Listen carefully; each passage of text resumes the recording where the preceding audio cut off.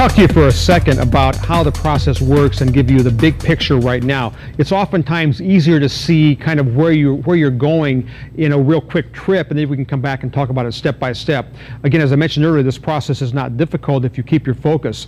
First of all, you need a piece of artwork, and that means the customer is going to hopefully supply you with some art. We're going to talk in a moment about how to use the computer to do your color separations and do your art, but somehow, some way, you have to get a piece of artwork and get that piece of artwork on either a clear film or on a piece of paper that we can use to expose a screen. So we need a piece of art, and again, we're going to cover this later on in this DVD. We need the art. We then need a screen frame, and we're going to coat the screen frame with a light-sensitive liquid called a photo emulsion. We're going to walk you through that step by step. So we're going to coat the screen. We're then going to take the piece of artwork and lay it on the dried coated screen and expose it to ultraviolet light. It could be outdoor sunlight, it could be a fluorescent unit, it could be an exposing unit, but we're going to expose the screen, and where the light hits the emulsion is hardened.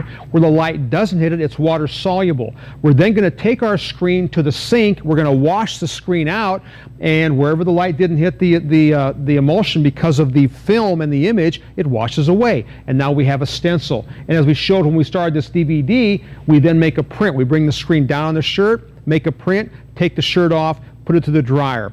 And the process is that simple. So we take artwork, make a screen, develop the screen, put it on the press, put ink in the screen, make the print, go through the dryer, and we repeat that,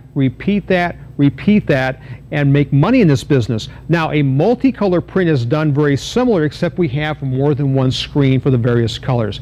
That's the process in a nutshell. Let me talk to you about some terminology first. You'll be talking to screeners and they'll say, well, I used a 230, which would be the mesh count, on a 25 Newton screens. That's how tight the screens were. And I did an index color separation, which is little tiny square pixels. And you're lost. You're going, what are these guys talking about? Let's cover some terminology quickly. Your basic jobs are going to be what's called spot color. Spot color is where you print, in this case, gold and white. And you don't print any other colors besides just these two colors. And so most of your bread and butter printing is going to be called spot color. And again, spot color is, in this case, it's kind of a cream color, and there's a blue on this, and it's just very specific colors of ink. Now, it's kind of easy to go, well, I don't want to do that kind of stuff, but you know what? This is going to be your bread and butter printing. When somebody comes in and says, I want a one-color print on a shirt, and if you say, well, Jay, I can do the same thing in 6 colors, but it's going to mean 6 screens, it's going to be a lot more money, but it'll look really cool, you're going to find the customers going, no, I'm going to move on and go elsewhere, because the customer came in and said they wanted a one-color print. And I have an attitude, by the way, you ought to give them what they want, and as long as you gave them what they want, they were happy with the outcome, and you made money, that's really about all you should care about, frankly. And so your bread and butter is going to be spot color. Now, as time goes on, customers are going to come in and say they want photorealistic images on light shirts. Photorealistic images are typically called process color. This is actually 4 colors of ink: cyan, magenta, yellow, and black, commonly called CMYK. And you're going to learn that process color is a little harder to print. It's all tiny dots called halftone dots, requires a little bit better press setup, burning a better screen. And process color, by the way, is not the focus of this DVD. This DVD is going to pretty much stick with basic spot color to get you going.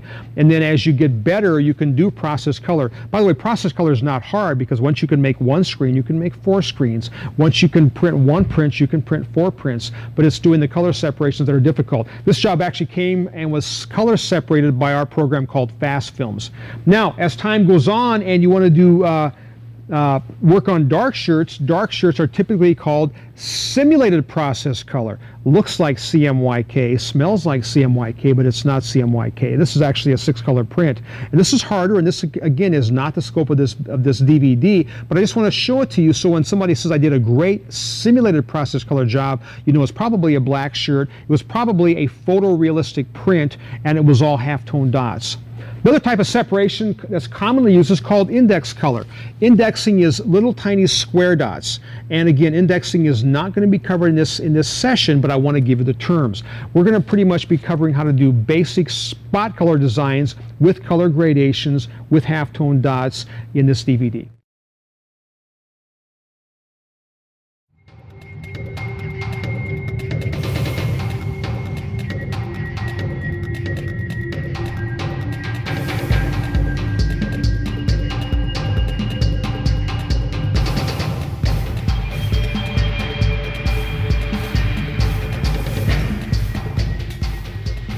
Let's talk about your equipment concerns.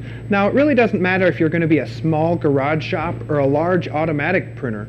You're still going to need some pieces of equipment that are similar throughout the size shops. You're going to need a screen print press. This is a 6-color press with 4 platens.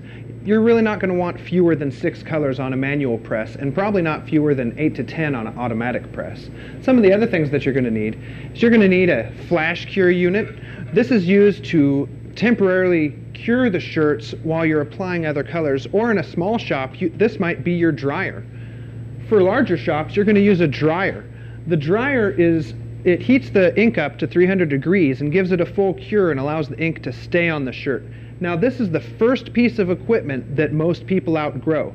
While it's easy to add a couple more presses to a dryer, it's not as easy to add a couple more dryers. So you want to get a dryer with the widest belt that you can in the beginning, because if you can put shirts side by side, you'll double the output of your dryer and you won't be standing there waiting for that shirt to go in each time. You're also going to need a supply of screens, squeegees, a spotting gun, some of the smaller things. Squeegees are very important. Now, you could either get the wood ones or metal ones. There's a variety out there. Same with frames. You can get wood frames, metal frames. If you're just starting out, you just need some on hand. What type they are aren't as important. You're also going to need an exposure unit. Now, an exposure unit is the device that we use to put the image into the screen so that the ink will pass through only in the areas we want it. This is a larger exposure unit and might be more than your budget allows for. You can also use a simple to build sunlight exposure unit, which even if you have a large unit, you should keep one of these on hand for emergency purposes. Now, once you've exposed your screen, you're going to need a place to wash it out. This is typically going to be a shop sink, something industrial. If it's backlit, that's nice and can be convenient. You're also going to need some kind of pressure washer to help remove the images from the screens when you're done so that you can use the screens again on your next job. You're also going to need a good supply of chemicals and solvents, but you don't want to just use any of them.